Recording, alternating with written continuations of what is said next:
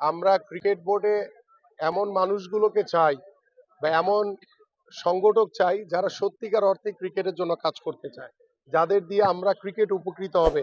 কারণ এখানে কারো ব্যক্তিগত কোনো বিষয় আমরা টানতে চাই না। কারণ আমি দেখেছি কিছু কিছু জায়গায় যে অনেক ক্রিকেটাররাই রয়েছে, তারা দেশের বা নিজের ক্রিকেটের চেয়ে তাদের নিজেদেরকে ফোকাস করার চেষ্টা করে। আমার কাছে মনে হয় যে সেই সকল ক্রীড়া সংগঠকদের ক্রিকেট বোর্ডে না আসাই উচিত।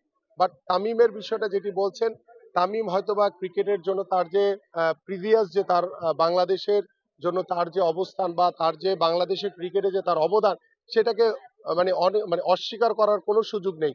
বাট হয়তোবা ব্যক্তিগত রেষারেষির কারণে, হয়তোবা বক্তব্যে একেকজন একেকভাবে চিন্তা করে, সেই কারণে হয়তোবা অনেক সময় আমরা বিব্রতকর অবস্থায় পরিস্থিতিতে পড়তে হয়।